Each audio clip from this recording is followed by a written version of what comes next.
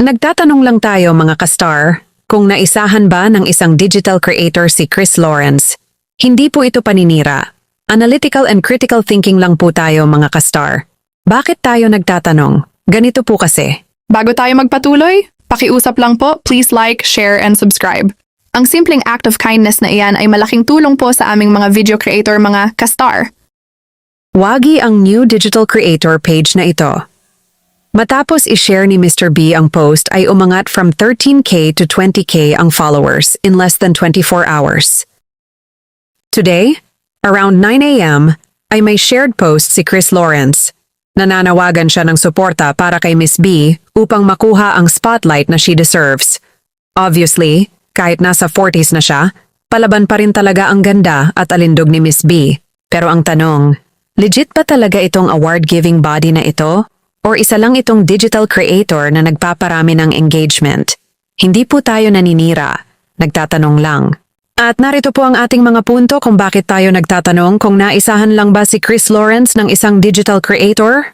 Umaasa rin po tayo na ay ma-establish ng page na ito kung ano ang magiging benefit kay Katrina Halili kapag siya ang maging number 1 sa 100 most beautiful women in Asia. O ang page lang ba ang magkakaroon ng benefit sa post na ito? Unang tanong natin dito is, anong mapapala ni Miss B sakaling siya ang mag-number 1 dito sa search for 100 most beautiful women of Asia, mga ka-star? So parang prestigious kasi ang dating, di ba? Itong page na to na pinag-uusapan natin, hindi natin alam kung ang owner ba nito nasa Divisoria, nasa Payatas, o nasa Amerika. Wala tayong idea. Ang maging top 100 beautiful women ka nga dito sa Pinas is sobrang amazing na achievement. How much more kung buong Asia, tapos ikaw yung magna number 1. Hindi natin maiwasang magtanong kung anong mapapala ni Katrina dito. Legit ba to? Diba? Maalamin natin. Kasi ganito mga ka-star. Diba nga, from the title itself, top 100 most beautiful. Binilang ko to mga ka-star, yung mga nakapost na picture is nasa 100 na. Meaning to say, sila na mismo ang pumili ng top 100 nila. Ito mismong page na to. Meaning to say mga ka-star, lahat ng nandun sa 100 na yon na pinili niya is considered as top 100 na. Diba? So, ang pinaglalabanan na lang nila ay kung sino ang magna number 1. So, dun pa lang parang kaduda-duda na kung prestigious ba to. Pangalawa mga ka-star, i-compare po natin doon sa mga ibang mga award-giving bodies na na-receive talaga ni Katrina yung award ng KKK family mga ka-star. Ni Katrina, ni Chris, ni Katie. Masasabi nating legit. Maraming mga nakita nating award-giving bodies na ang page nila sa FB ay hindi ganun karami yung followers. So, hindi basis yun. Kung i-compare natin itong page na to nagpo-post against dun sa mga na-receive nila Katrina na sinasabi nating legit, may pagkakaiba.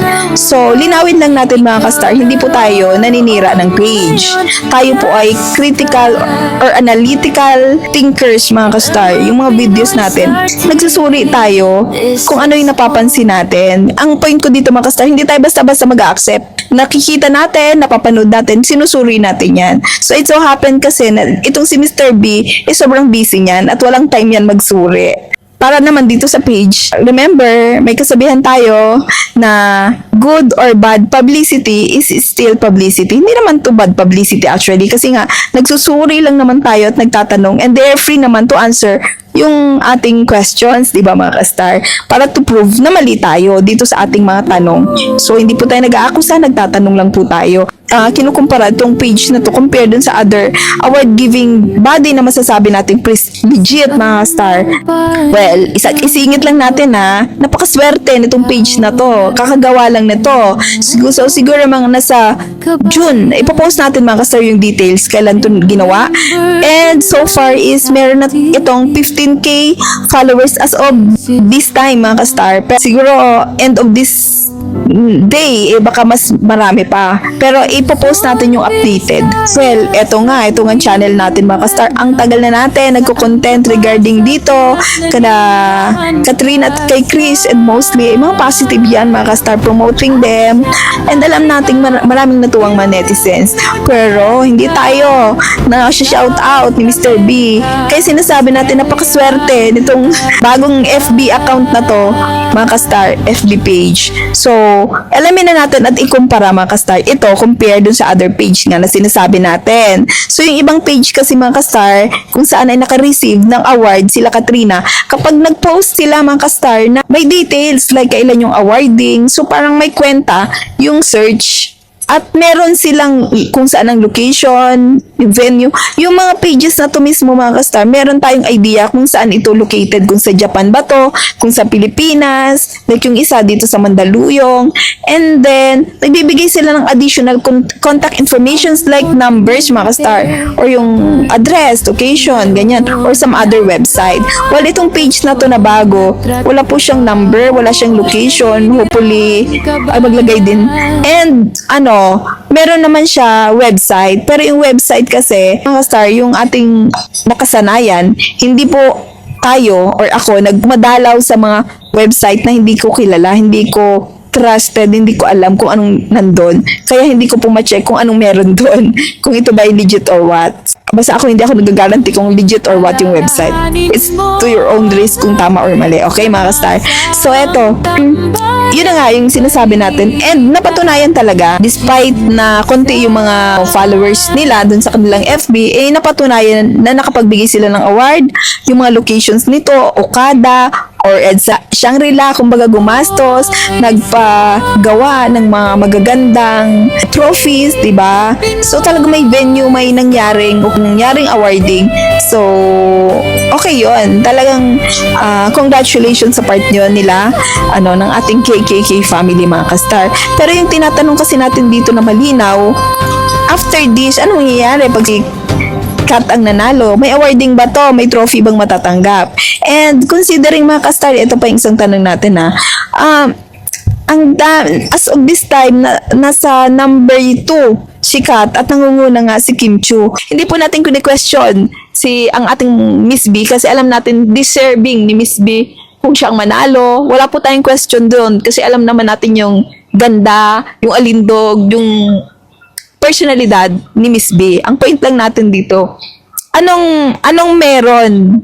Anong mapapala ni Miss B once siyang manalo? And therefore, I'm asking, anong mapapala ni Chris Lawrence kung i-share niya itong FB page, di ba?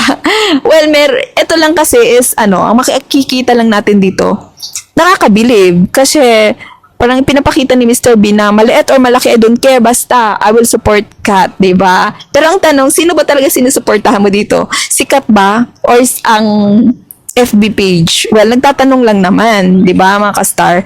Kasi nga, tinignan po natin yung galaw ng following nito. Followers. Kasi, nung mag-post si Mr. B, hindi ko na-check agad eh. Pero, from 11 to 12 o'clock, hindi ko exact yung details, but I think mga 1.5 hours, ang bilis ng pag-grow ng followers, nakagain agad ng additional 2,000 followers. Di ba ang bilis? Doon pa lang winner na sila yung page. Pero, yung tanong ko nga, kailan yung awarding nito? Anong meron after this? Di ba? Prestige ba to? May mababago ba? May matutulong ba to kay Kat?